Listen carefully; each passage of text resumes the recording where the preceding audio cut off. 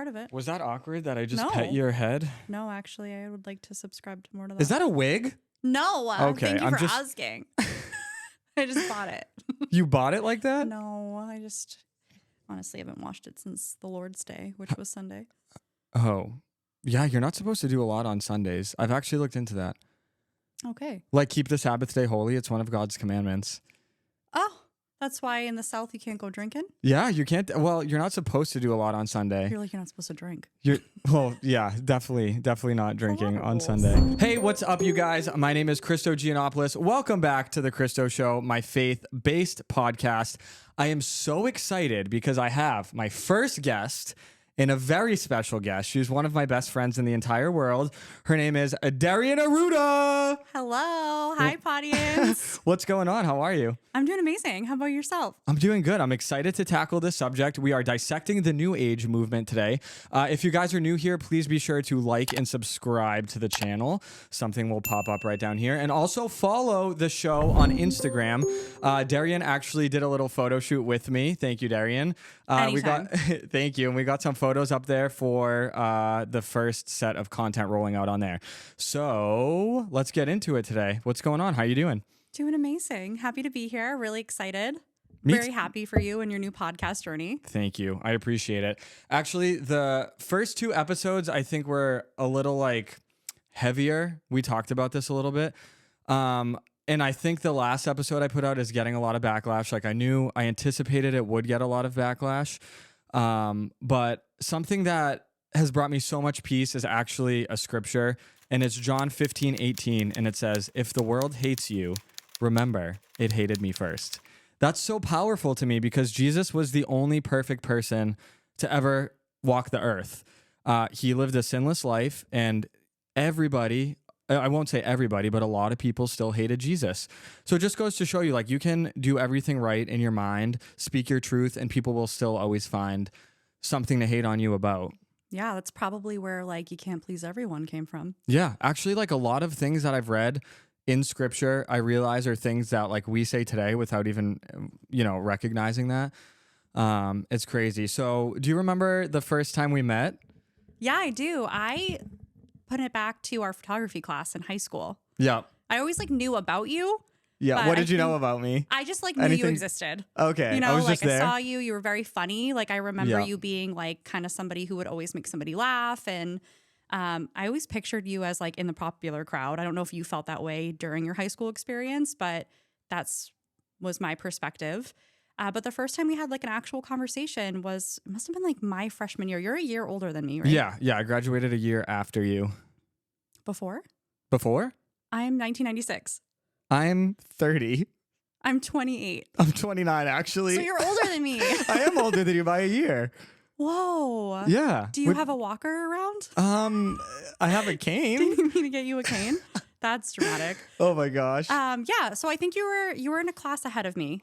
So Yeah. I was like a little baby compared to you. A little honestly. bebe? Yeah. It's Yeah. not just the Botox. I am younger. It's Botox. Hold on. What Botox? Try to watch my forehead move. I don't know if you have a military grade camera. You might not be able to catch this. No, this is filming in 4K. So yeah, there's absolutely no wrinkles. Wow. You look amazing. Thank you. But that's actually crazy that you thought I was popular in high school because other people have told me this.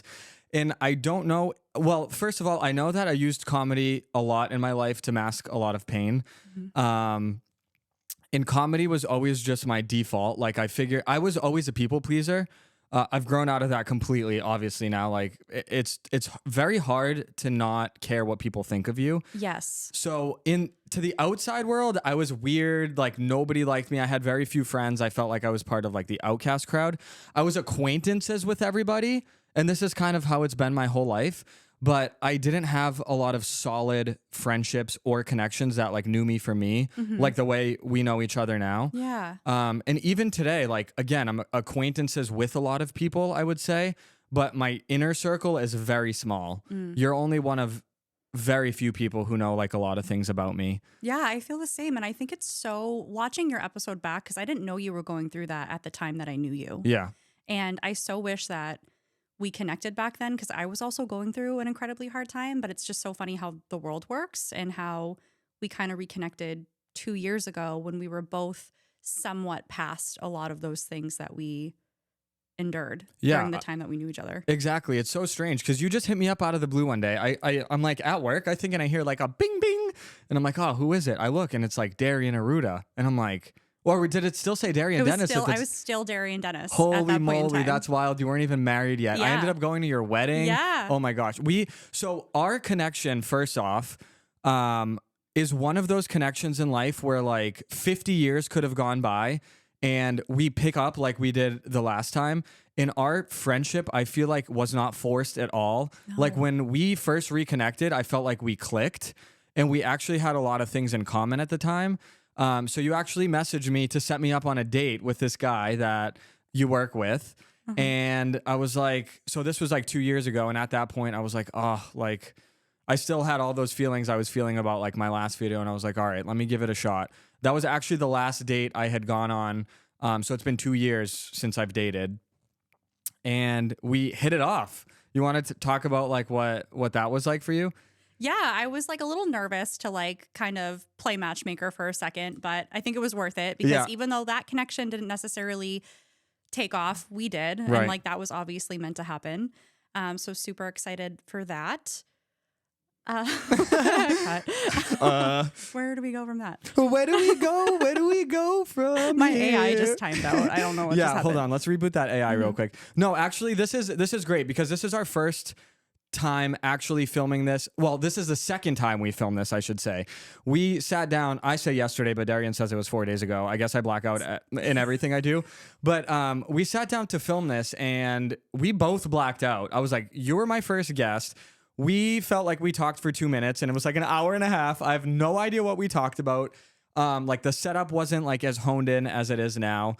And I praise Jesus that he gives me a redo when I need it because I truly feel like it wasn't supposed to be that last episode and it's supposed to be this one. There you go. So I do want to touch a little bit about like this whole episode is going to be about our spiritual journeys per se, dissecting what's going on in the whole New Age movement. So when I say New Age, I say this whole idea of like witches, tarot, crystals, meditation. I think we both have experiences that have happened to us in that world. And I think it's one of the things that we bonded on. We went to start a podcast together. Yeah. You remember that? That was so much fun planning and it was hectic because we have so many different creative ideas and us trying to come up and settle on one is very difficult. We're like, what do you like that? We like that. Let's do this. Yeah, I think we wanted to keep it around the whole, because at this point, like I was very into tarot readings, very into meditation, like 2 years ago. And over the last year, that's just like completely like faded out for me. But we were so excited to start this and I had the restaurant at the time, so it never like grew feet and walked. Yeah. I mean, I guess that's the best way to put it. Yeah, you were only available from like 2 to 2:45 on Mondays. Yeah. Very small window there for me to do anything. And like when I had that one day off, I just wanted to relax. Like I didn't want to interact with the rest of the world. So I mean, if that didn't work out, I mean, we wouldn't be here right now, which is actually amazing. So I know you wanted to touch a little bit about on like my new walk in faith and what that looks like from an outside perspective. Yeah. So when you first told me, we are both very busy people. We both have like work. We have things that we're passionate about. So we get to see each other every once in a while. So when you first told me everything, it was kind of an all at once situation. I think I came over for lunch and you hit me with all the tarot cards are gone. And I was like, excuse me. And then you hit me with, I think I'm bisexual. Yeah. And then you hit me with, I'm now in a full blown Jesus lifestyle. And I'll be honest with you, I was like, like all of that information together. Like, right. I was like, what? Who signed you up for conversion therapy? It was my number one thought. I was like, what happened? Because it's okay for people to change their minds and grow and phase out of different things. Absolutely. But I think it was just like, because I'm so close to you and I've known you a certain way for years, I was worried because when you don't know a lot about religion and it's not really a part of your life, I was never even baptized. Religion was never made to be a big part of my life. You kind of only know what you see in the media, which is horrifying sometimes. You see picketing in front of abortion clinics. You see conversion therapy with people who aren't ready for that and don't want to go to that. And you see a lot of misdirected or maybe miscommunicated hate, like an army of hate in the name of Christ sometimes. So I was like a little worried. I was like, are you sure this is something that you feel is the direction you want to go in, and this is something that you really want to do. And I did always know that God was always a part of your life. I knew you grew up differently than I did. Yeah. But I just think because when we were close, your life was tarot cards and mediums and yoga and stuff like that, it just posed a little bit of a question mark in my head. Yeah. I think at that point in my life, really what it came down to was I was so stressed. Like I owned this restaurant for so many years. I was just looking. I've always been the type of person to seek answers. And I felt like I found that in the whole New Age movement because like when I had my tarot cards, it was like a physical, tangible way that I felt like I could communicate with the spirit world. And it was like, I'm stressed. I need an answer. Boom. Here it is now. Yeah. You know what I mean? And my walk with Jesus, it's like a walk through faith. Like you're not like when you're doing a tarot card reading, you're getting this, and this right in front of you. Your answer's right there. But you know, when I'm praying to God now, it's not like immediately something happens, you know? I have to trust that God's going to give it to me in his timing. And I felt like when I was into tarot and doing those things, I was making it about my timing. So it was like I was doing my will versus God's will. And that was a big reason why I got convicted of the tarot cards. Like I woke up one day like a vampire. I was like this. And then I just like something clicked in my head. I was like, man, when I'm doing readings, I'm literally taking it away from God's will. Like, why are people seeking out answers in cards and why aren't they turning to God first? So I literally this room used to be my tarot room. So I came down, I literally took all my decks, I put them in a trash barrel and I threw them away. And I had probably collected about 50 decks over the years. And that conviction was so strong in me. It's like I knew in my soul, like this was something that was also keeping me separate from God. So I didn't even resell those decks. I could have made a lot of money off of it, but yeah, the raccoons are playing. The raccoons are out there right now giving each other readings. And I did that intentionally because I didn't want those decks to be sold and then somebody else go down that path if I truly didn't believe that was the right path. Like spiritual drug dealing. Yes, very much that. This is like the tarot cards are like your cocaine. Yeah, like you want an 8-ball or do you want this tarot pack? You know what I mean? Equal amount of evil. Got it. Exactly. Right. So, and I firstly also want to say like thank you for being that good friend because I think a good friend is somebody who gives you pushback. You know, like a good friend is somebody who doesn't take things for face value and they want to go deeper. And you've always been that way with me. You were one of the only people I could confide in when I was feeling like an overwhelming amount of stress during the sale of my restaurant. And I think I called you multiple times and you told me without even me realizing like recently that I was praying to God that like this would just be over with. Yeah. And like, that's how I kind of knew that God was always in your life. It's really hard in today's society because people use, oh my God, like on God.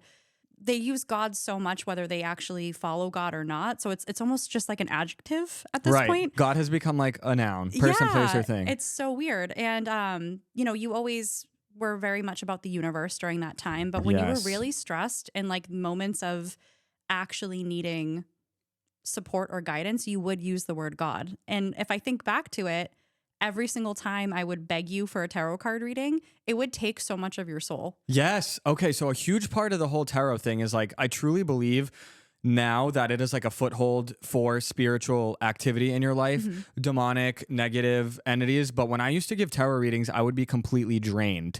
So like when I would do my readings, I would say, it was so weird because I separated God and I separated spirituality in a way in this whole New Age movement, because when I would do my tarot readings, I would say, I would pray universe, spirit, and guides. You know, now I'm talking to Jesus, but it's so interesting to me because I used to pray to the universe. Now I'm praying to the creator of the universe. And that's it's a small shift, but it's a big shift at the same time because I feel like in a very basic sense, a lot of people out there are just searching for the truth. I think we all look at the world, and I don't want to speak for everybody, but at least the people I talk to in my day-to-day life, we're all feeling this feeling of like gloom and doom. Do you know what I'm talking about? That and also validation that your feelings are what they are. I feel like everybody feels like something's up, something is off, and we're all searching for what God is in our own way. And it's like this whole... So first of all, like anything that becomes mainstream to me is automatically a red flag. If tarot crystals and witches are becoming mainstream and it's okay in the media and it's cool now, I know in the back of my head that, okay, this isn't right. I tend to look to what's being criticized, what's being mocked. And 10 out of 10 times that becomes Jesus and Christianity. So did you have any like experiences with like crystals, angel numbers, tarot, like in that whole world that you want to like touch on? I'm like subject to weird stuff happening. Yeah. Like for sure, for sure. I never was really one to meditate. My brain's too busy for that. I really can't get into it. But I feel like even my manifesting has happened in weird ways. Like I never really would repeat affirmations or really try to manifest something, but then I would find that maybe I have manifested things. Like for example, my car. I have a really weird package of a Toyota RAV. You have a weird package? I have a weird package. Okay, explain. Tell us more. I have a Toyota RAV, 2024 Toyota RAV. That's like one of the most popular cars ever. Love your car. It's beautiful. Love my car, but it has a nutmeg interior and a white exterior. And man, did I want that. I like dreamed of it and things like that. I would call every dealership and they're like, yeah, ain't gonna happen. Because I also wanted like a higher level package. Right. I wanted the bougie, the trim, bells the and high whistles. class trim. Yeah, I wanted my steering wheel to like spritz me The in the Apple summer. CarPlay, Android Auto. Yeah, the heated like I wanted seat the warmers, heated everything, the I whole 9 wanted yards. fans to drop from the ceiling and make sure in the summer I was nice and cool. Yeah, like I wanted all the things. And every dealership I called would be like, you're not going to get nutmeg here. Like they'll only make like 50 of those and they spread them around the country. Like, I'm sorry. They're like, you have to go to China if you want Miss Nutmeg. They're like, what are you doing not in Tokyo? Yeah. wanting that color package. So I was like talking to my friend and I was like, I think I'm just going to settle for the black interior. They were like, no, like just keep looking. You're going to spend like with the packages that I want, you're going to spend a pretty penny on a Toyota RAV. You might as well get what you want. Right. Literally the next day, the guy that told me it would never happen was like, so we just got it in. So like things like happen in like weird ways. Yeah. And I know that's like probably a lame example, but no, not at all. I think like the whole manifestation movement, I feel like when you think about Christ and Jesus and you think about like manifesting in your life, I think those things don't necessarily have to be separate. Like when I say a prayer up to God, like I want something and I want it with all my heart. And I think part of manifestation is thinking it in your mind and wanting it with your heart. And essentially, like, I don't really see that as much of a difference other than like asking for God, like, this is what I want. But like the difference I feel like, again, is it comes back to timing. Like, are we okay with not having that come the next day? Are we okay with God saying, no, this isn't what you need in your season right now? Like, I'll give it to you in a week, in a month. Most people are not, and they need that instant gratification. So when they don't get that necessarily, they're looking another place to manifest something else. yeah, I'm so prone to that, especially with like even something as small as TikTok where you can get all the information in like 3 minutes or less. Right. Sitting through a YouTube video is hard for me. Like we need everything faster, more accessible. And I think that's why people are maybe a little bit more impulsive with things like tarot cards and things like that instead of waiting for something higher to come because you want that instant gratification. Right. For me, tarot became addictive. It became angst inducing. I was very anxious when I was using tarot. There was a situation that I'll touch on in a further episode, part of my healing journey, that I was like obsessing over this one situation in my life. And I would turn to tarot, like from the minute I left my restaurant, I would watch videos all the way home. I would come home till like midnight, watch over and over again until I found a video that was what I wanted to hear. So it became so dangerous to me because it was like crack. I needed more of it. You know, I was like, my thirst, it cannot be quenched fast enough. I need more and more and more and more and more and more info. And what I realized was like, this is controlling me. Like now I give up my control to God, and that's so hard to surrender to Jesus. So hard. One of the hardest things, because you never want to feel like you're not in control with your life. And I feel like following Christ is hard for people because they don't necessarily want to give up that control. And these whole new age experiences of like having the tangible crystal in your hand, having the tarot, you know, giving you a reading and saying this, this, and this. It's there and it's accessible and you have it now. And God doesn't work that way. Yeah, that's very true. And another thing that I've experienced, even with the TikTok tarot card readers that also give me a lot of anxiety, and even some mediums that I've been to, they're always validating that you're on the right path, whether you are or not. Right. And they're like just trying to give you that instant, like, ooh, I am doing everything right, instead of kind of pushing you to maybe try to be a little bit better. Right. or develop a little bit more. I think that's really nice to hear when you're going through something like you're on the right path, you're doing everything right. He does love you. You are going to get that job. Like everything's Exactly. always like sunshine and rainbows. And I think that's what people feed into Right. versus, no, maybe I need to change this to get a better outcome. Totally agree with that. I mean, I had a crazy experience. So you didn't even know about this until I showed you the pictures last time. We were filming this episode. I had this crazy experience when I was like, what's a better word for balls deep? Knee Can I deep. say that? Knees When I was deep. knees Elbows deep. wide. When I was elbows wide into this experience of like being a tarot reader, I used to give readings to all of my friends, all my family. I never really felt like I wanted to accept money for it, but all the people who were getting readings from me always said that it resonated with them. So I do want to touch later back on the subject of like spiritual gifts and whether or not we do get those from God and what that means and can they be used for good and bad. But I had this experience that happened to me when I used to have my apartment. I had been obsessed with this one situation where it was like a relationship and I was like, is this real? Am I making it up in my head? Like this was probably 4 or 5 years ago. I want to say maybe 5 years ago. So I was like very into the whole tarot journey. And I did a huge spread on my counter. It was like a 1 hour reading trying to dissect every single piece of this puzzle to figure out whether this situation was real or not. And as I was like obsessing over it, I started feeling like a burning sensation on my arm.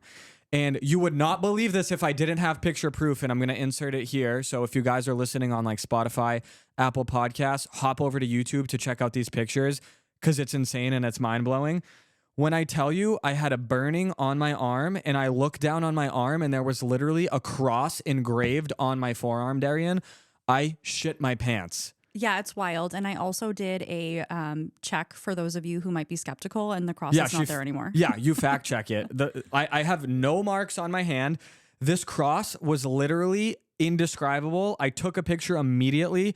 I got so sketched out. I like scrapped the whole reading. And I think from that point on, I became very weary of using the tarot. And this was another example of like proof that God had a hand in my life. And I have so much like physical things that have happened to me that I think God intentionally did so I could expose them and share them on this podcast later in my life. But when I send that to my friends, they were flabbergasted. Yeah, it is definitely a really like, wow, what happened there? It's like a really creepy thing almost, honestly. It is. I know it like probably brought you like peace with moving forward with not doing tarot anymore. But I would have been really sketched out if that happened to me. Yeah, I was petrified. I was like, whoa. Because at this time, I was like still talking to God, but I was also talking to the universe, and I had a separation of the two in my head. I don't quite know exactly how to explain that. Yeah, and I don't really, since like we were kind of catching up when you told me everything that happened, I don't really know when it exactly happened. I think it happened in Greece for you, right? And I think you might have already talked about that. But yeah, like the full switch happened in Greece, it seems. Yeah. I think God had been calling me for so many years. Jesus had been trying to reel me in. I actually remember, this is wild. Oh my gosh, it's coming to me right now. During this time that happened to me in the tarot reading, I went to Barnes & Noble's, and actually that happened that week where I was in Barnes & Noble, and out of the corner of my eye, I can't believe I've never even thought of this story, a magazine, a Times magazine, caught my attention, and I walked over, and it was a picture of Jesus. Wow. Yeah. It was a picture of Jesus on the cover of Time magazine. And I was like on the complete opposite end of the store. And it caught my eye, and I walked over. I was like, what is that? It was so bright to me. It was like bright white. And I was like drawn towards it, and I walked over, and I was like, whoa. So I've always felt called in different ways. I just never listened. Right. It's not until you're ready to pay attention to it does it actually mean something to you. Exactly. And I think that's like my whole journey with spirituality is like trying to be more intuitive. I always felt like I had a lot of intuition, and I think that's what kind of drew me into the tarot cards and mediumship and things like that. Have you had experience with angel numbers? Because I have like really weird angel number experiences. I did. I still see angel numbers to this day. I do feel like angels, like actual biblical angels, try to communicate with us in this spiritual realm to get our attention. For me, it's always been about confirmation. Like, I always used to seek signs, And the more and more I've grown my relationship with Jesus, I've realized, like, it's not a good idea to seek signs. Like, God doesn't want that of us. God wants our faith and he wants our trust. So when I was seeking signs, I feel like I saw them more. Does that make sense? Like, I feel like I almost manifested seeing the signs that I wanted to see. That makes sense. But I still see angel numbers to this day, and I know I'm not seeking it, and that's why I know. Like, I'll just randomly look over at the oven, and it's 11:11, and I'll know now it's truer than ever because I'm not seeking it, and it's still there. That's a good perspective. Like, I know that we see the time all the time. We're on our phones, like the time's at the top. But whenever I'm looking for the time, I usually see 2:22, 4:44, 12:27, or 10:03 are like the times that I typically, I'm like, oh, what time is it? And I'll look and it's one of those times. Now I know 2:22 and 4:44 are like really popular angel numbers. To be honest with you, I don't know what they stand for. Yeah. I never really looked into it. And I'm based all on feelings. I have facts about almost nothing. I'm not educated in religion. I don't know how they stem to be angel numbers or anything like that. But 12:27 is weird because my birthday is January 12th. My mom's birthday is June 27th. Wow. We went to go get a P.O. box back when I like lived at home with my mom, and they gave us 1227. That was already like a number that we used in passwords and like codes and stuff like that. So that's always been like a special number for my mom and I. And whenever I haven't spoken to her in a little while or like maybe I should reach out, like I'll see the 1227. It's really weird. That's crazy. Now the 10:03 is really weird. And I haven't talked about this with you before. And I haven't like even talked about it with the person that I have this connection with about. So I'm going to be like careful to like not give names or like deep context, but it's just like, this is a sign that really freaked me out. So I have a friend who, when I met them, you only know when you have this experience when somebody's a part of your soul circle and you meet them and you're like, I know that this person, it's the same thing that we have. You like, connect immediately, like soul tribe vibes. Yeah. And you can't explain it unless you've experienced it before, but you definitely know that this person's been brought into your life for some sort of reason. Right. So they always see 10:03. It's a significant number for them. I started seeing 10:03 all the time. So a couple months ago, this person and I have a conflict. We resolve it. It's hard for us, but we work through it. The next month, we have the same type of conflict and we deal with things a little bit differently. I'm more of an anxious attachment. They're more of an avoidant attachment. And like during that conflict and trying to resolve it for a second time, I was like, I don't even know if this person cares about me. Oh gosh. Like, yeah, we've all been there. Yeah, I was getting like very like dramatic about it. And I actually never even told them this. So I'm going to try to like stay as generic as possible to like not give things away. But I said, okay, I'm going to live this day as if this person is no longer in my life. And if I feel better, I'm going to tell them that I can't continue with this friendship anymore. And if I feel worse, then I know I have to put 10 toes on the ground and like really put a lot of effort into rebuilding that trust and things like that again. Mm-hmm. And it's like I got metaphorically punched in the face all day long with 10:03. Wow. Like not only did I see it on the clock, both opportunities that I get, AM and PM, but at work, like get a payroll question, it's $1,003. Somebody asks, can you meet at 10:03? LOL, oops, I meant 10:30. But like purposely sends me a ping with that number so I would see it.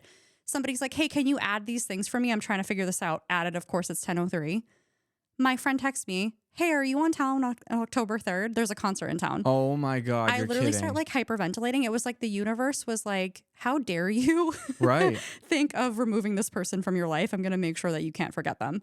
Wow. That's how I interpreted it. And I know that I was kind of asking for a sign, which you just kind of explained is not what God perceives as what we should do. Yeah. But I've always kind of lived intuitively, and I'm going to sit with this and see how I feel. And I'm going to look for certain signs to make important decisions. Yeah. And I just feel like that was a really weird example of how when you're looking for something, the universe kind of puts it in front of you. That's crazy. Cause I 100% like, I think God does not like when we seek signs at every single corner because it shows how little faith we have in him.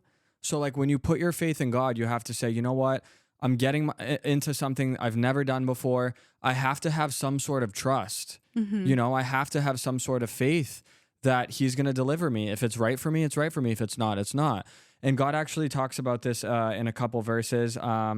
He says, I'll put the verse somewhere. I don't know it off the top of my head, but he says like an adulterous and a wicked generation will search for a sign, and they won't receive a sign except for the sign of it's like right on the tip of my tongue, of Jonah, something like that. Okay. To just paraphrase, and it's the whole idea that like all of these people could be living in such an awful way, but they're still seeking signs and signs and signs, and they're not putting any faith in the Lord, and they still want the Lord to work for them. You know what I mean? It's like you won't even believe a little bit, and you're expecting all of this in return.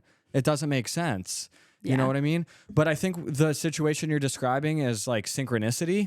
And I experienced that the most in my life, I would say probably from like 21 to 28, because I had really deep dived into meditation.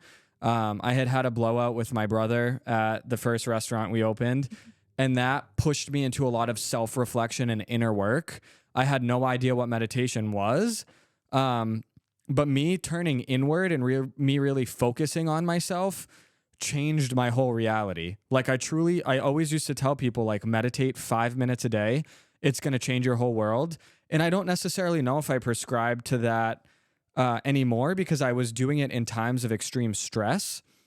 And I felt like when I was meditating, I did work and process through a lot of things in my life, but I was almost living inauthentically because everything was at like a 10. It was like, oh, I'm so happy all the time. Everything's peaches and cream. Everything's rainbows. Oh yeah, you just punched me in the face, but I love you, brother. There's nothing wrong with that. Like it's a toxic positivity in a way. Yeah. And the only way I can describe it is that like meditation cleared my mind, but Jesus truly cleared my heart. And Whoa. And that's a bold statement, but like no matter how much I meditated, I did grow and I learned all these things about myself, but I was still walking through life with a hardened heart. And I mean that from the bottom of my heart. Like even up until recently, when I had 2 major blowouts with family members, like my heart was hardened.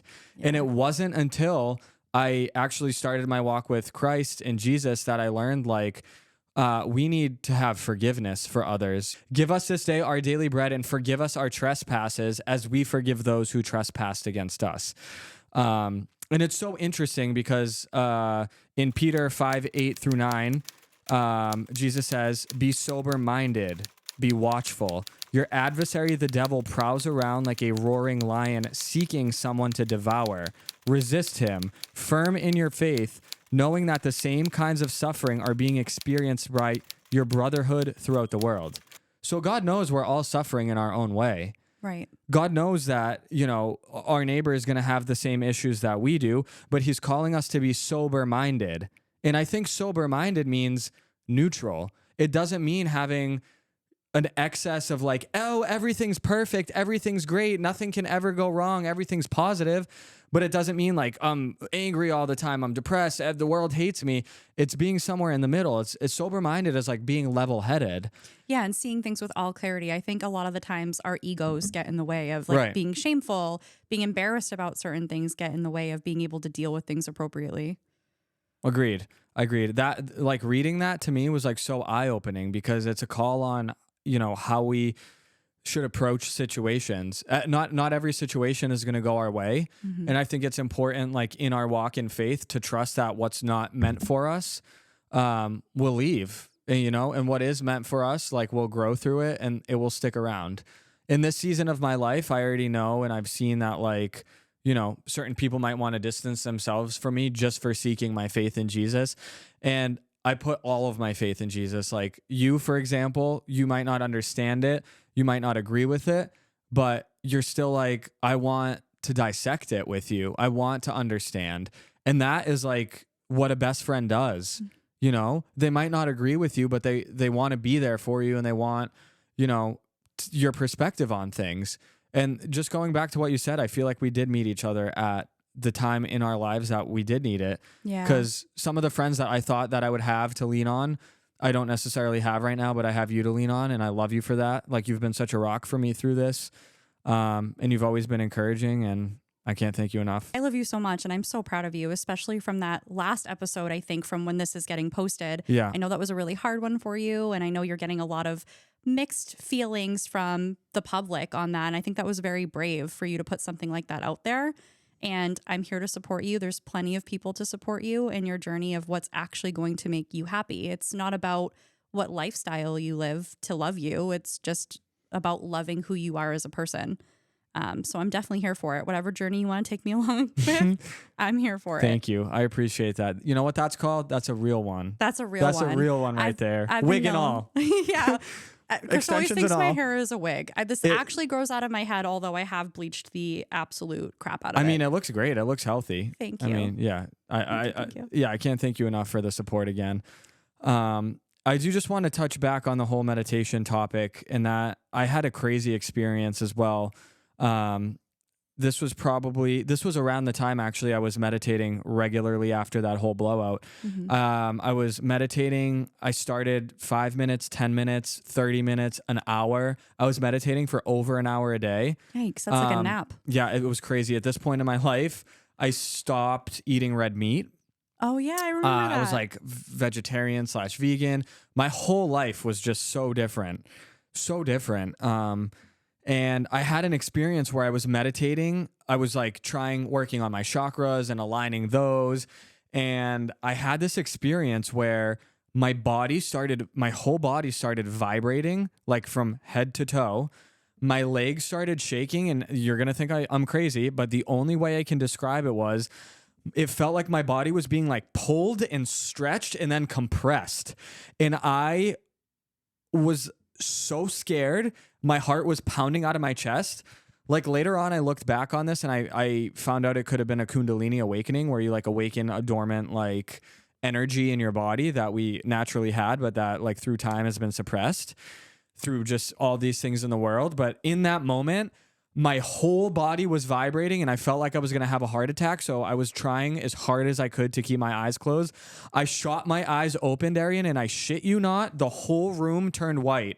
Like it looked like outside, like a light just went whoosh, and it filled the whole room with brightness. And I got so freaked out. I got up and I was shaking. My body was trembling for like an hour. That is absolutely insane. I don't know how you haven't written a book about this. It was Did nuts. a Snap story at the very least. Yeah, I know. First time I'm hearing about this. Yeah, it was the most profound experience I've ever had. And I'm pretty sure after this moment, this was like the bright lights. After this was when lights started going out around me regularly. And I have so many friends that can attest to this. Yeah. But like, say we went out to eat after this, we'd be sitting at a booth and the light behind me would be like flickering. I've had flickering lights too. It's very creepy. Yeah. It's so creepy. So not to like switch the subject from meditation to mediumship, but I had two very impactful experiences with mediums before. Like I know that it's kind of sacrilegious, if you will, but I've always thought that was like a cool experience. And again, I don't subscribe to anything at all, so never offended myself by going to them. The first medium that I ever went to actually had cherubs all over her house and was like a very much woman of God, which I always thought was weird because I've always understood speaking to the dead as something of black magic or something that wouldn't be supported in something like the Bible. Not that I've read it or understand. Yeah. I can pull you some scripture real quick. Sure. I'd love always that. going back to scripture. In Leviticus 19:31, do not turn to mediums or necromancers. Do not seek them out and so make yourselves unclean by them. I am the Lord your God. Okay. So yeah. So we know the stance on that now. That's where God stands on it. So I can see that contradictory vibe you were getting. Yeah. Like literally you walk into this woman's house and there's a cherub in every single empty space. Sorry, I just punched my microphone right good. in the face. You're good. And then as 2022, December of 2022, I meet Cheryl, who we actually met through our yoga studio that we went together. Yep. And my first meeting with her, I actually booked off of your experience with her. You were like, yeah, like she was good. Like I got some good clarity. So I booked with her and I was like, oh, Christo gave me a flopper. Like I'm not connecting with her. Oh, wait, you didn't like your first reading? No, because she was talking to me about my father and I hadn't spoken to my father in 10 years at the time. And he was dead to me. Unfortunately, my father suffered with alcoholism and drug addiction. So it was best for me to remove myself from my relationship with him. It wasn't ever going to be anything that would be healthy for me. So she's talking to me like he's passed on. And I was like, no, like my father's alive. He's just dead to me. He's not dead. Like hee ha ha. Like you have the wrong type of, Like metaphorically. yeah, like you have the wrong storyline. And she kept looking at me like, sure, Jan. Like she was like, yeah, okay, sure. And the whole reading just kind of felt off because I didn't know what the hell she was talking about. Right. So that was December of 2022. My birthday's in January. The week of my birthday, I get a call from a local funeral home. Oh my God. And they're like, hey, we've been trying to reach you. I had just gotten married in November of 2022 and I changed my name. They're like, couldn't find your phone number published because it looks like you just had a name switch. Your father's dead. And what do you want to do with the body? Oh my God, Darian. And That's I was like, crazy. what? Like, it was a lot to digest because unfortunately he passed when we weren't on speaking terms. It wasn't like a nice, calm, peaceful separation. It was like out in flames, guns blazing, bad point in our relationship that we decided not to speak anymore. And I had peace with him not being in my life for the better. But whenever that hits you, that's like why I think it's so important to work on forgiveness because it hits you again tenfold. Like if you don't have full peace in your heart with the situation. Of course. So then like everything she told me began to make sense because unfortunately for my father's sake, he was dead 4 months, like 4 months. They don't even know exactly when he died. They're thinking it was August of 2022. Oh my God. That's how bad this man's life had gotten. He literally had no one, like at all.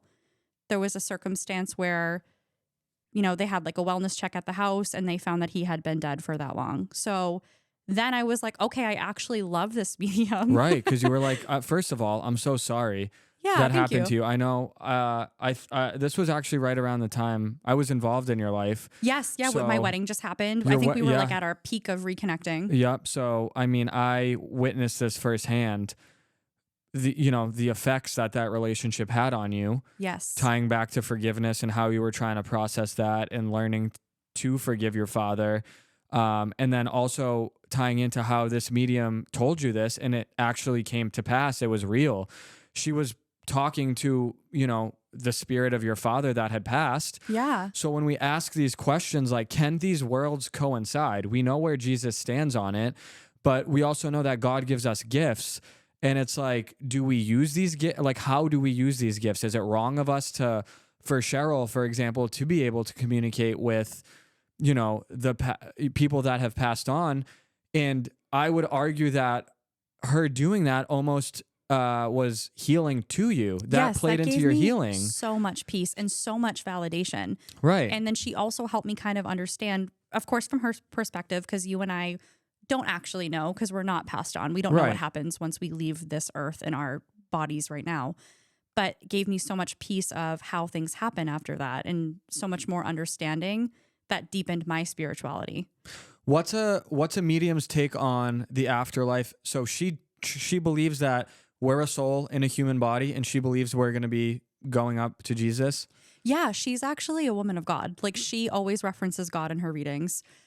She doesn't tell the future because she feels like that's against God and God's free will. She brings up in every single situation because I'm always like trying to push that boundary. I'm like, no, but really, like, tell me what happens next. And so she's maybe like, no. Maybe that's what the line is that we have free will. So she doesn't want to use her gift to interfere with the choices that we make. Yeah. Because at the end of the day, it's the same thing with the tarot reading. Yeah. You can hear everything that's there, but then you can choose, to act accordingly to that, or you can choose to shift your behavior based off of what you hear. If you hear like, oh, you're going to get into a huge blowout with your friend, maybe you're going to try to be a better friend or maybe avoid that friend. Right. Yeah, it kind of gives you an option of how you want to set the course for the rest of that situation. Right. So I had a great experience with her. I go to her like once a fiscal quarter. I schedule, you're booked every quarter. Yeah, literally. I'm like every 3 months, you and we have some stuff to talk about. And it's like actually very therapeutic for me, but I really appreciate the work that she does. And I thought that was weird too, how she's very connected to God, even though she's doing something that is not necessarily accepted. Right. And it's crazy. I mean, just completely blanked on what I was going to say, so we'll absolutely cut that off. I had like okay. a whole train of thought. Maybe I'll okay. just leave it in because it's human and I'm not AI. I don't know. What do you want me to tell you guys?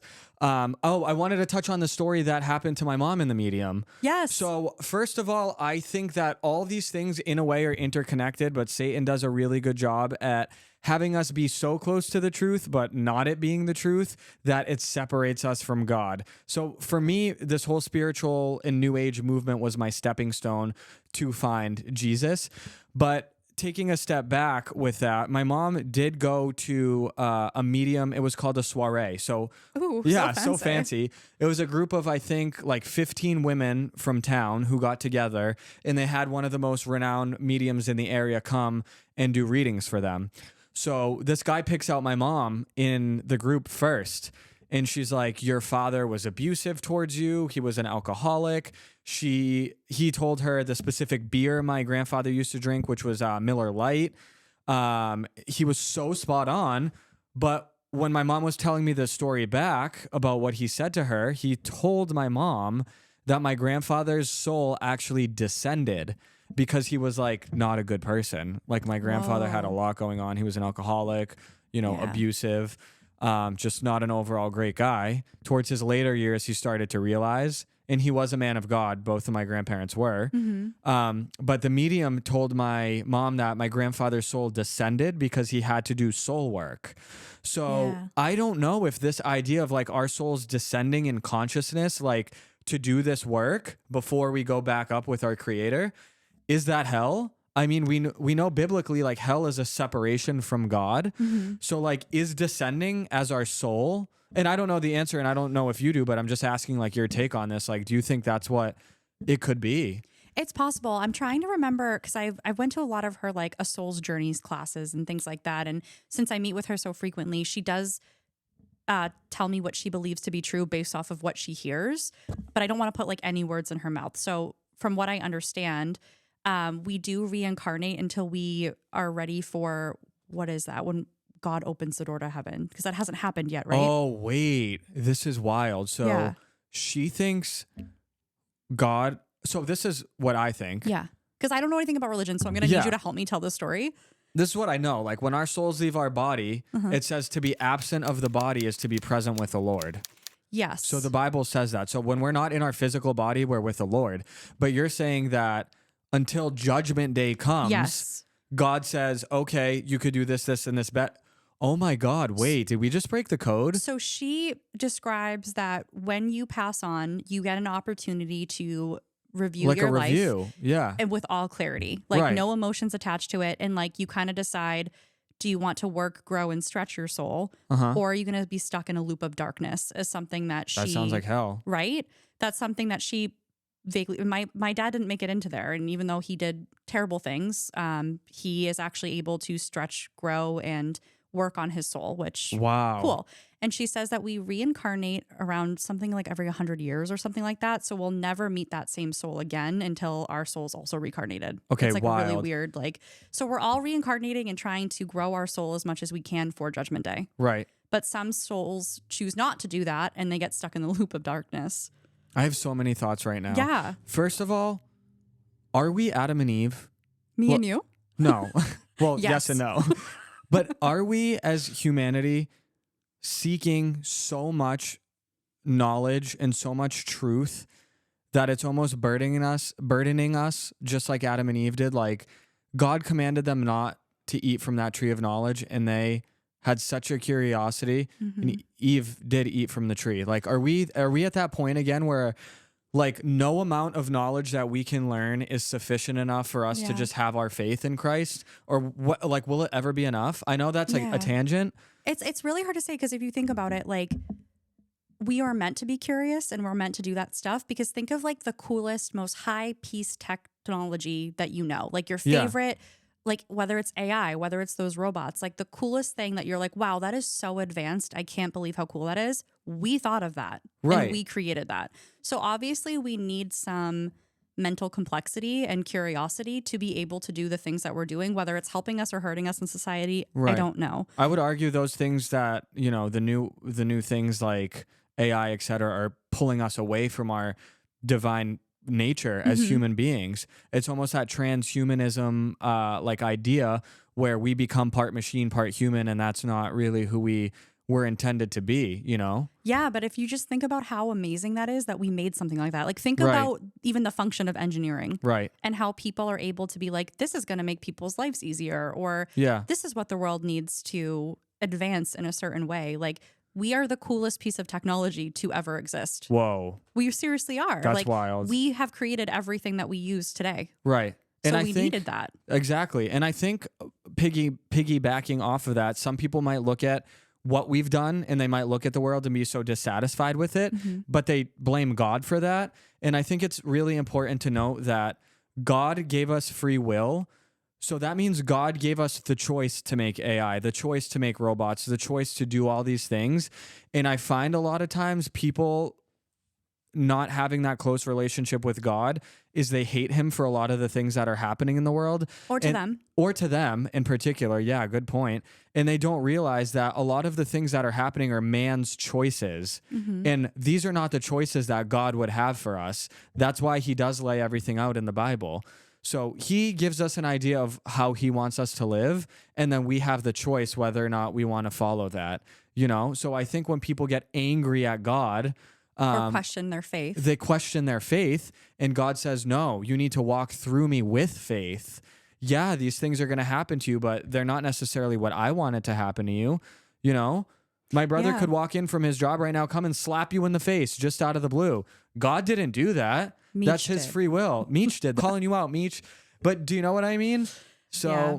No, and I think like I've always heard this saying growing up because I had a lot of adversities in my life. And my mom, even though we never went to church or subscribed to a religion, she would be like, God gives challenges to people that can handle it. facts. And I've had a lot of negative scenarios, but I wouldn't take back any of that because I would not be the person that I am today. And I feel like a lot of people feel that way. Right. Like without the challenges that I've went through, who knows what kind of person I would have been. I had a lot of challenges, high school being one of them. Again, I really wish that we had built a friendship because I really feel like I needed somebody like you. And it sounds from watching your video, Right. you needed somebody like me. And I wish that I could have gone back in time and been there for you. But you also mentioned that we were kind of like the last age group to like be a go out and play generation. Yeah. Which, yeah, we had that. But we also started getting the AIM chats and the MySpace and the Tumblrs. Oh and my we were like, gosh, remember yes. all of that? Rolls out. Yeah. Dirty pop. You remember Yes, all those? I like, used to. It's Oh my absolutely gosh. crazy. Like we started getting to use the internet in ways our parents never did. Yeah. And not in great ways either. Not in great ways. And that's kind of like, you know, we went to school and maybe we got bullied, right? Like you're at Yeah. school for 8 hours and you're dealing with a bunch of assholes. Yeah. Then you go home and you get It's to fine deal to with say that. It's true. okay. And then you go home and you're dealing with assholes because they Yeah. can now contact you outside of school hours. That's so facts. We were exposed to such hateful, like we were the guinea pigs for this, our generation, you know, our Yeah. age group. It's like we were exposed to such, like to be a young child and to be bombarded with that much hate and constant access to your being at all times. Yes. I noticed like around that time, like I was so anxious because like I was getting into fights with people on AIM. People were calling me like this, that, and the other thing. I remember a girl told me to go sit on a bunch of dicks one time, like literally, like as we were getting older and social media was becoming a thing, and that like pissed me off.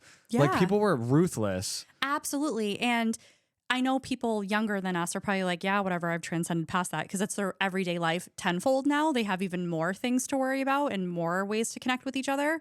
But that was groundbreaking. Like I was the only child. I didn't have a sibling to back up, like bounce off of. My mom had no idea how to help me because she wasn't used to that. Like she would Right. go to school and have bullies and then come home and get to be a kid Yeah. or get to have a break from something like that. Yeah. Ours was absolutely constant. It was crazy. Freshman year of high school, I broke up with a boy. What a concept. I got an army of hate. Like 14, 15 years old, you should kill yourself. That's crazy. In person and online. Like literally never escaping the hate from breaking up with a adolescent relationship. Yeah. Then the comments started becoming a little bit more nasty. Like you're fat, you're ugly, you're this, you're that, like literally constant.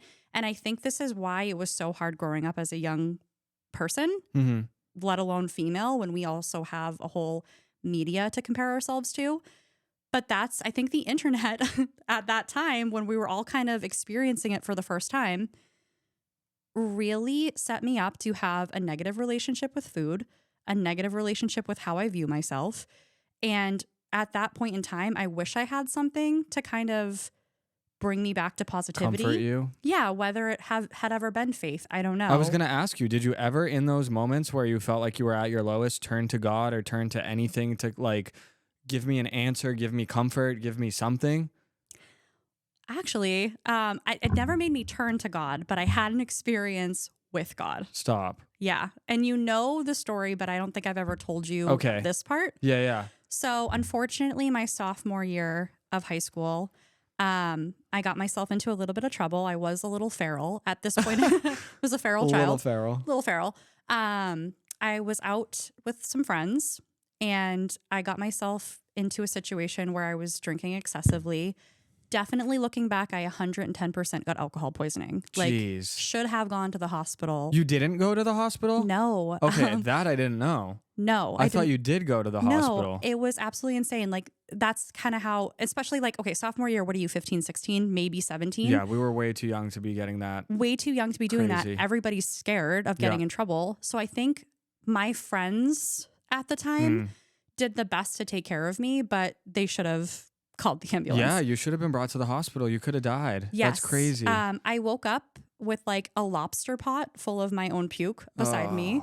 Not in my clothing. I found out, unfortunately, after the fact that I had been sexually assaulted that night. Oh my God. And just like the worst possible situation that I've lived through to date. Like, definitely catapulted me into the person that I am today.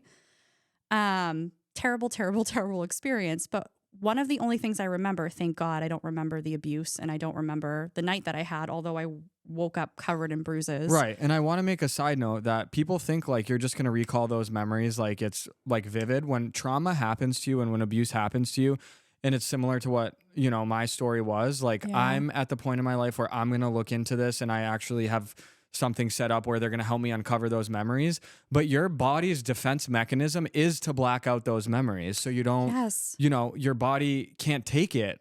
So you don't remember, you know? Yes. And I had so much shame from that situation because I was fully aware that I put myself in that situation. Right. I was underage drinking. My mom didn't know where I was. I lied about where I was. Yeah. I was in trouble. Like, I got myself into what had happened to me and I didn't really know how to get out of it. All I remember from that night, and you're going to like go insane because it really didn't make me turn to God and I don't know why, but I swear on everything, don't know if it was a hallucination or not. All I remember from that night is a vision of clouds parting, brightest white light I've ever seen in my life, and what I interpret literally chills on the back on my back. What I interpret of what I've seen to be Jesus, reaching out an arm to me, and all he said was, "It's time." I mean, like, it's time to take your soul. The way that I interpreted it was I was dying because I was saying to him, "I'm not ready." Like, I was like, it was like when you're playing The Sims and the Grim Reaper comes and the other Sims begs to save the soul of the Sim. Almost want to cry, like, hearing this back. It's like the wildest thing I've ever experienced. And it's just something that has stuck with me from that period of time. But I was like, no, I'm not ready to go. Like, I haven't said goodbye yet, was like the basic of why I was pleading to not go. And then I woke up. So you think first of all, this is wild. So like, I firmly believe, and I'm going to backtrack a bit here if you don't mind. Yeah. And I've told you this multiple times now, and you're going to want to slap me across the head, but I strongly feel like Jesus has been calling you. And whether or not you want to answer that call, that's up to you. Again, free will. But we, a few weeks back, Darian had come over maybe about a month ago, and we were swimming and we were having like a whole, like, it was like essentially a pool podcast where we were just hanging out and talking about everything. And I was like, I need to have you on the podcast. We need to record this because this is crazy. I was like picking up the leaves with my toes over here, like scooping out the pool, cleaning it, and we were talking. And I was kind of explaining to you like my whole journey and how I got here. And I've had moments like that throughout my life where Jesus has shown up and I consciously turned away. And when I heard your experience, I'm like, this is life-giving, that type of situation. But when we were in my pool, we prayed together.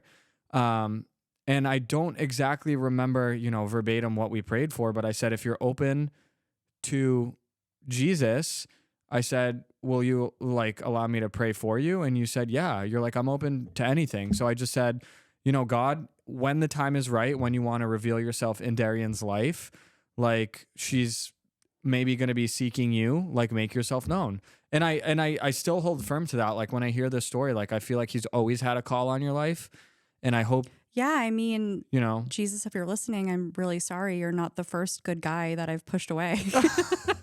You're not we need that on a sweatshirt. You're not the only guy that I've ignored. That's good for me. God. So that is wild. So did that moment that moment didn't make you turn to God? Okay. It didn't. For whatever reason, it just I was just so consumed. Right now he's looking down on you he's like, come on, what else can I do? He's literally, I reached for you. Yeah, I tried to take you. You didn't want it. I gave you what you want. You're still not happy. Yeah. Yeah, he's having one of those moments. That's fine. So you fully believe that Jesus spared your life? Or do you believe that? I mean, to me, it's clear that he did. He let you live. I would say from that moment on, and again, this happened what I consider to be really young. I could drive, so I know I was at least 16. I don't know if I was 16 or 17 though. I always knew that because of what I saw, he must exist, but I still never really looked into it more. Because I already knew that I was drinking and I had a traumatic experience. I was like, was I hallucinating? What's going on? I didn't even trust myself in that moment. So I never really knew what to do with that experience that I had with him. Well, I can tell you it was real because, and this is what I was telling you the other day. Near-death experiences. Yes, yeah. near-death experience videos, guys. So many people out there need proof for God to be real, and God doesn't have to, but God still gives us ways, physical, tangible ways. The mark on my arm, things like, the experiences that we have.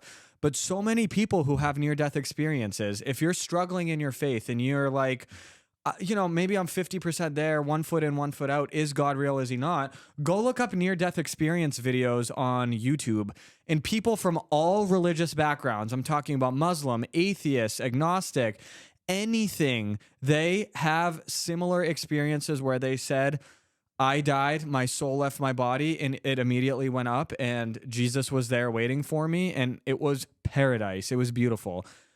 Even I gave this to you for homework the other day. Go watch one of those videos, and it might even make you remember some of the things that happened to you. But knowing that all these people from all different walks of life have near-death experiences, and Jesus is always the denominator, personally, it gives me so much peace. And maybe it will give you some clarity. Yeah, maybe. Before I started this video podcast for this episode, I said, God, if there's something in this episode that you need somebody to hear, let me know in scripture. And he opened me up to the book. In my head, I heard Revelations 21. So I opened up to Revelations 21, and this is about the afterlife. And I think a lot of people in the whole New Age movement, they prescribe to the idea of the universe helping them now, but there's nothing about what happens after this life when you're living in the New Age. There's nothing that tells you, you're secure after this life. Or the New Age will preach that you're a soul living in a human body, but it won't tell you what happens. It just says, oh, you're just going to reincarnate for infinity. And when you have Christ in your life, he gives you such a beautiful understanding of it's not just this life. If you seek me in this life, I'm there for you in the next one. And I want to read this passage out of Revelations. This is 21:3. It says, behold, the tabernacle of God is with men, and he will dwell with them, and they shall be his people. God himself will be with them and be their God. And God will wipe away every tear from their eyes. There shall be no more death, nor sorrow, nor crying. There shall be no more pain, for the former things have passed away. And if that doesn't bring you the most peace, the New Age movement is going to tell you, yeah, manifestation, sure, you might get the temporary things of this world through manifestation and through following, the New Age, but you're never going to get the eternal hope and peace that Jesus gives you for the afterlife. Yeah, I mean, I will always subscribe to whatever makes somebody happy in the moment. If I'm anything in this life, I'm supportive, you know Right. this. And whatever brings you peace and whatever brings you happiness, I think that you should continue with that. It might look different to everybody. It might be the same thing that we're calling a different name. Right. Yeah, and that's the point I make. I think essentially like people are so close to the truth. They're like right there. Mm-hmm. And that's why I say like the new age movement is almost like a stepping stone to like a spiritual walk with Christ. It's just so interesting to me, that aspect that like they'll acknowledge that like we are a soul living a human body, but it's like what happens after. And I feel like we all have that wanting to know what's next. Isn't that so weird that we spend so much time? Because right now, all we're doing is waiting to die. We are. Like, if you think about it, we're waiting to die, and we spend so much time trying to figure out what's going to happen when we die versus like how to make the best out of where we are right now. Facts. And that's why I go back to like, are we being Adam and Eve? Are we seeking too much knowledge and not just living, you know, a nice, happy life? You should get into Pandora's Box one episode. Pandora's Box? Is that a part of the Bible? Is that a podcast? What? Is it? Okay. Again, Is Pandora's Box biblical? I don't know. Is it? You should know. I don't know. It's I think not it's off like, the top of my head, but I don't want to be a false prophet here. Let me Google it. I already quick. said to everybody, I don't know anything. Again, I wasn't baptized. It's okay. I'm not. But I'm pretty sure she's the actually, one with all like the like rumors and like basically everything that is toxic in this world is because she opened the damn box. Yeah, I don't think that's biblical. Oh, all right. In Greek mythology, the gods give Pandora a box, but she was instructed not to open it. Oh, and she did it. That's a whole nother episode, how Greek mythology and all this ties into the whole big picture, because it does, believe it or not, it all does. But you, when we were praying together about a month ago, you said, should I just get baptized? Yeah, and what's your take on that? And like, I said, will my soul, like, if this happens, like, if I'm not baptized, what happens? What do you let think? me say this. Jesus was 30, I believe like around 30 years old when John the Baptist baptized him. So it says like when he was baptized, the heavens opened up and they could, you know, hear audibly God say like, you are my son with whom I am pleased. That's something I do remember from scripture. So, wow. You know, it's nice when like things stick. But when you said it to me, like, this whole episode, you've made it clear like you're open to things, but you don't necessarily subscribe to anything. And I said, you absolutely should not get baptized in Jesus's name if you don't feel that strong love and connection for him. Yeah. Because then you're just doing to do it. You're doing it to just do it. Check a metaphorical box. I would love for you to be baptized. I want to be there with you if you decide to get baptized, but I want you to fall in love with Jesus naturally and organically first. And I don't want you to feel like it's forced on you. Like you feel like you have to do this. And then if nothing happens afterwards, I gave it a shot. You know, like if this episode gets titled Blind Date with Jesus, I'm going to scream. Imagine a blind date with Jesus. That's wild. That's a wild take.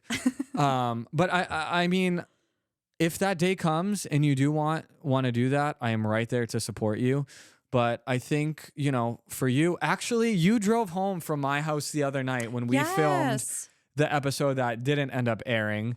And you texted me a picture and you said, you're never going to believe what song popped up randomly on my feed. I don't know this song. You don't even know the song. This is literally God working in your life. I don't think this like not to drag this person. Like, I don't know if you're watching this artist, but I've never heard of her before. Let's not play it because I don't want it to get copyrighted. Oh yeah, for sure. It's called God Help Me Now. And I think the artist is Allure. I don't know how you say that. Allure, yeah. But I've never heard of that artist before. I don't know. That was like songs you might like on your Spotify when it's playing that DJ or whatever. He's talking to you, Darian. I need everybody in the comments, okay, to go down and tell Darian from an outside perspective that Jesus is trying to speak to her. Okay, comment section. Comment section, don't fail me because you failed me in the last one. Be gentle, comment section. If that near-death experience didn't change my mind, you sending me hate is not Christ-like. Okay? Please be nice to me. Your girl's been through a lot. This is wild, but I'm telling you, he's got a call on your life, and I think naturally you'll see that. And I pray that you do. And if not, I love you either way. Doesn't matter. Same here, bud. I do have an exciting announcement. If you have listened this far along, it is that chilly time of year. We're approaching fall, especially where we live in New England. It's getting cold outside. And I have an exciting announcement that I'm going to be making some merch. So we'll have some sweaters and sweatshirts. I want to say probably sweatshirts to start, and then I'll expand as I go. Coming pretty soon. I want to say hopefully within the next month or so. You can look out for that on the show. I got some great Jesus quotes that I'm going to get on there for you guys. So if you're excited about that, give the video a thumbs up, subscribe, let me know in the comments. Do you want people to follow you on your social media? I'm private because I have Okay. a very important corporate job. Yep. Darian's a corporate girly. So I made something of myself. Can you believe it? there you go. You did. I'm proud of you. I will see you guys in the next episode.